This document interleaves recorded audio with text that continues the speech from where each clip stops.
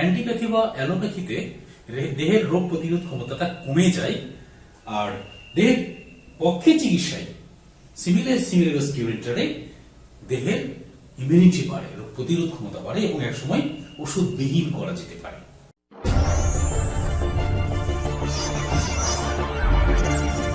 আসসালামু আলাইকুম সুধী দর্শক, আজকে চিকিৎসা পদ্ধতির ধারাগুলো নিয়ে আলাপ করব।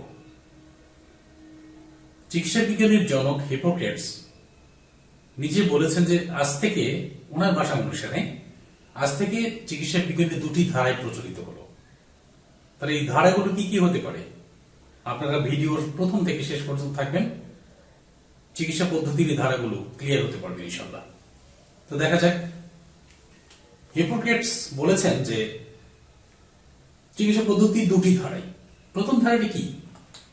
প্রথম ধারাটি সম্পর্কে হিপোক্রেটস বলেছেন, মানে চিকিৎসা বিজ্ঞানের জনক,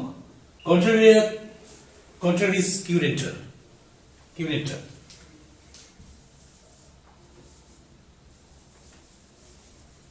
অনেক বড় নাম, ল্যাটিন শব্দগুলো। এটার অর্থ হচ্ছে যে দেহের বিপক্ষে চিকিৎসা। দেহের বিপক্ষে চিকিৎসা প্রথম ধারাটির কথা বলেছেন। দ্বিতীয় আরেকটি ধারার কথা বলেছেন, সেটি হচ্ছে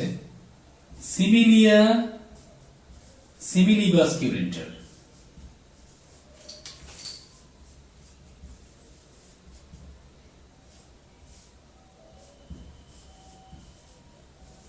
বাস কিউরেটর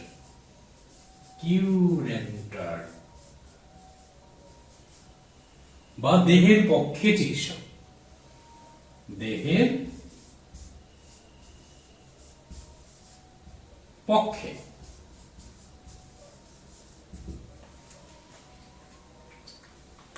চিকিৎসা বিজ্ঞানের জনক এই দুটি ধারায় চিকিৎসা পদ্ধতি প্রয়োগ করা যায় সেটা সম্পর্কে বর্ণনা দিয়েছেন। দেহের বিপক্ষে চিকিৎসা, আরেকটা হচ্ছে দেহের পক্ষে চিকিৎসা। তো আমরা আমাদের দেশে, স্পেশালি এই ভারত উপমহাদেশে কোন পদ্ধতিগুলো ভালো চলে এবং কোনগুলোকে আমরা দেহের পক্ষে বা কন্ট্রারিস কিউরেটর মানে দেহের বিপক্ষে চিকিৎসা বলবো, এবং কোনগুলোকে আমরা সিমিলিবাস কিউরেটর দেহের পক্ষে চিকিৎসা বলবো, এবং এটার সাদৃশ্যতা কি, এটা আজকের বিষয়ে আলোচ্য। প্রথমে আসবো যে দেহের বিপক্ষে চিকিৎসা সম্পর্কে হিপোক্রেটস মানে চিকিৎসা বিজ্ঞানের জনক কি বলেছেন। এখানে উনি যে বিষয়টা বোঝানোর চেষ্টা করেছেন যে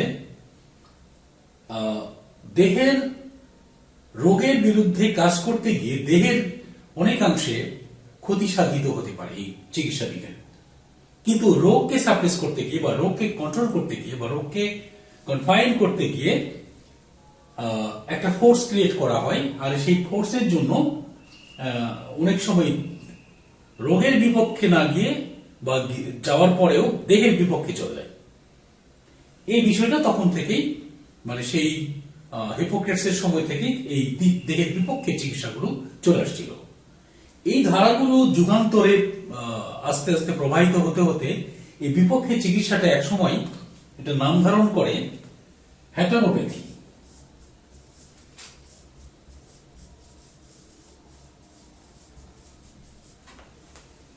এটাও দেহের বিপক্ষে চিকিৎসা, এটা অল্টার নাম হয়ে আসে। তারপরে আরেকটা নাম ধারণ করে, সেটি হচ্ছে অ্যান্টিপ্যাথি।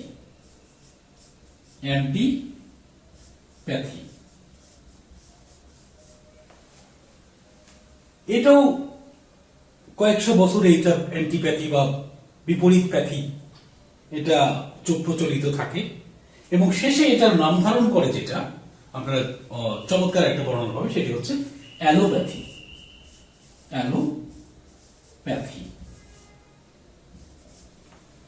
এখন আপনারা সবাই কিন্তু বোঝেন, ও অ্যালোপ্যাথি, হ্যাঁ আই নো দ্যাট। কিন্তু এই অ্যালোপ্যাথি নামটা আসতে অনেকগুলো ধারাকে পর্যায়ক্রমে চলে আসতে হয়েছে। কিন্তু আপনারা কি জানেন যে অ্যালোপ্যাথিটা আসলে অ্যান্টিপ্যাথির একটা সিনোনিমস, একই নাম। এখন আমি দেখবো যে এই পদ্ধতিগুলো এই অ্যালোপ্যাথ পর্যন্ত মানে আসলো কিভাবে। এখন আমরা দেখি যে এই অ্যালোপ্যাথ নামকরণটা কে করেছিলেন। এটা একটা চমৎকার বিষয় আছে। অ্যালোপ্যাথি নামকরণটা প্রথম যিনি করেন, আজকে প্রচলিত করেন, ইনি হচ্ছে একজন মহান ব্যক্তি, তিনি হচ্ছে মহাত্মা হ্যানিম্যান।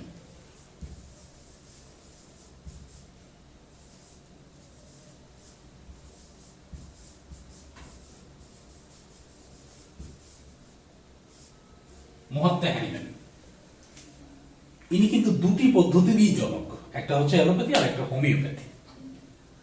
তো আমি খুব অবাক হয়ে যাই যে অ্যালোপ্যাথি প্র্যাকটিস যারা করে থাকেন তাদের যে এই প্যাথিটার জনক হচ্ছে মহাত্মা হ্যানিম্যান, ওনাদের এটা নিয়ে কোনো স্মরণীয় বা বরণীয় কোনো কিছু অনুষ্ঠান দেখি না। মানে ইনি বলা যেতে পারে পিতা, অ্যালোপ্যাথিকের পিতা বলা যেতে পারে।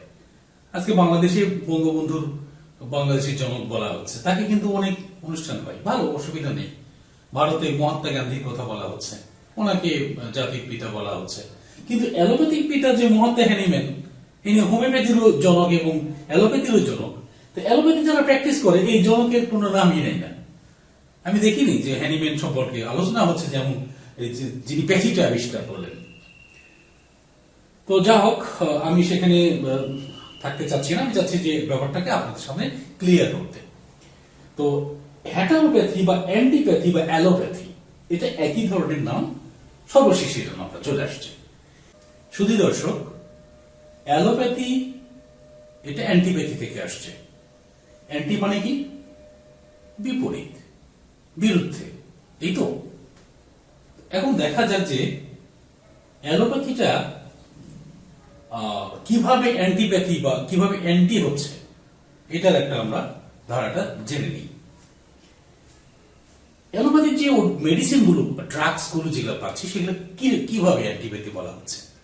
ধরুন এগুলা একটা দেহ, এখানে এই অ্যালোপ্যাথি বা অ্যান্টিপ্যাথির যে ওষুধগুলো, মেডিসিন গুলো, এটার অ্যাকশন হচ্ছে, মেডিসিন বা ড্রাগস যেগুলো আছে এগুলো কি করে? এগুলো শক্তি প্রয়োগ করে। শক্তি কোথায় করে? এটা দেখে, বডিতে।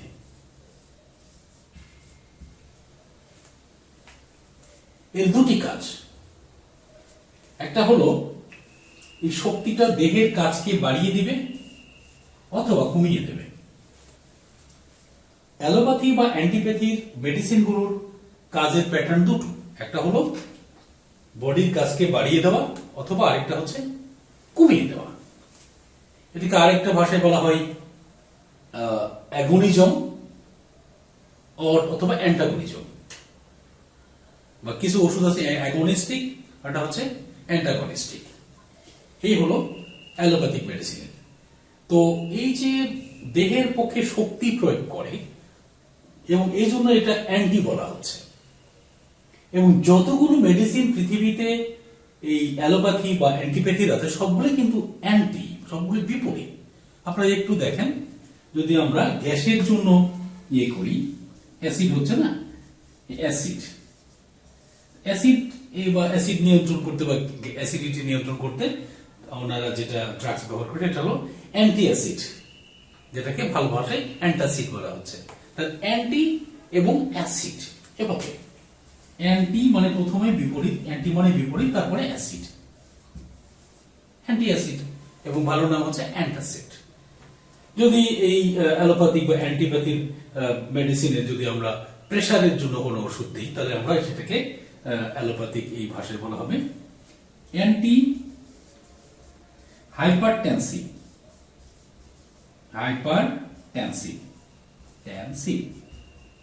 আচ্ছা, অ্যান্টি মানে হচ্ছে বিপরীত এবং হাইপারটেনশনের বিপরীতে। হাইপারটেনশনটা কোথায় থাকে? বডিতে, বডির বিপরীতে। আবার যদি আমরা দেখি ডায়াবেটিকের কোনো ওষুধ বা মেডিসিন, অ্যালোপ্যাথি বা অ্যান্টিপ্যাথি, তারা বলে অ্যান্টি ডায়াবেটিক। যদি আমরা দেখি যে এটা সিমিলারলি যে অ্যাজমার কোনো ওষুধ, শ্বাসকষ্টের, তাহলে অ্যান্টি অ্যাজমেটিক। যদি কোনো সাইকোলজিক্যাল ইয়ের জন্য দেখা যায় অ্যান্টি সাইকোটিক। মানে অ্যান্টি থাকতেই হবে, মানে বিপরীত বা বিপক্ষে, বিরুদ্ধটা থাকতে হবে। এটাই হচ্ছে অ্যালোপ্যাথি বা অ্যান্টিপ্যাথি বা হেটারোপ্যাথি। এবং এই নামকরণটা চলে আসছে একটা দীর্ঘ পরিবর্তনের মাধ্যমে, এবং এই চিকিৎসাটা বহুল প্রচলিত। এই একই কারণে যেহেতু এটা অ্যান্টি বা দেহের বিপক্ষে, এই একই কারণে অ্যান্টিপ্যাথি বা অ্যালোপ্যাথির প্রচুর পার্শ্ব প্রতিক্রিয়া। কারণ যখন এটা দেহের বিপক্ষে কাজ করে তখন দেহের অনেকগুলা অঙ্গকে সে কন্ট্রোল করতে চায় এবং ক্ষতির সম্মুখীন হয় দেহ, এবং আলটিমেটলি পেশেন্টের সিরিজ অফ বান্ডেল অফ পার্শ্ব প্রতিক্রিয়ার সম্মুখীন হয়। এই হচ্ছে চিকিৎসা বিজ্ঞানের প্রথম যে ধারাটা, সেটা অ্যালোপ্যাথি বা অ্যান্টিপ্যাথি বা হেটারোপ্যাথি সম্পর্কে তথ্য। শুধু দর্শক, চিকিৎসা বিজ্ঞানের দ্বিতীয় ধারাটি সম্পর্কে হিপোক্রেটস যেটা বলেছে সেটি হচ্ছে সিমিলিয়া সিমিলিয়াস কিউরেটর বা দেহের পক্ষে চিকিৎসা।